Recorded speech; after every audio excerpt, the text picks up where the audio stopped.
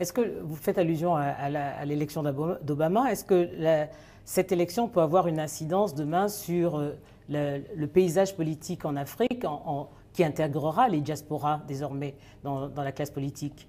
En tout cas, il y a au moins deux choses importantes pour nous.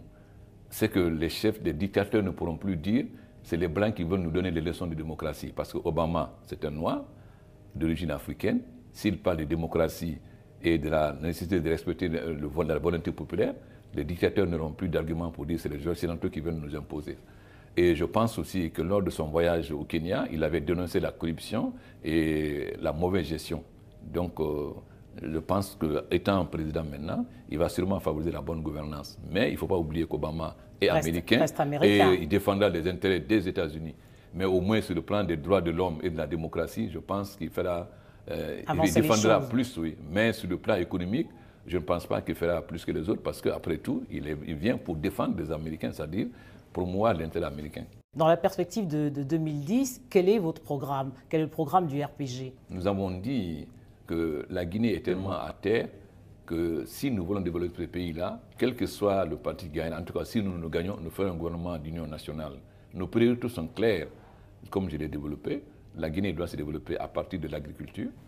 L'agriculture est notre force. Et c'est à partir de l'agriculture que nous devons. Deuxièmement, nous devons développer. Nous avons des artisans, ce qu'on peut appeler le secteur informel productif. C'est eux qui seront demain nos industriels, c'est-à-dire en leur permettant d'avoir accès à une production élargie. Parce que si vous amenez, qu'est-ce qui se passe en Afrique? On nous amène des usines clés en main. Mais l'homme, l'outil est l'objectivation de l'homme. Un homme ne peut pas maîtriser un outil qui est supérieur à son niveau intellectuel. Donc il faut que le peuple de Guinée avance progressivement et que le développement économique soit accompagné d'un développement culturel pour que le peuple maîtrise les technologies. Bien sûr, nous avons des intellectuels, des jeunes universitaires qui maîtrisent la nouvelle technologie, toutes les technologies modernes. C'est pourquoi nous devons marcher sur nos deux pieds, aider l'agriculture traditionnelle à progresser tout en ayant une agriculture moderne avec les ingénieurs agronomes, etc. Donc, un peu comme les Chinois l'avaient fait, je pense qu'à partir de ce moment-là, nous pourrons, c'est le programme du RPG, faire avancer à la fois l'agriculture traditionnelle, mais aussi l'agriculture moderne, et ensuite transformer le secteur informel productif en secteur industriel.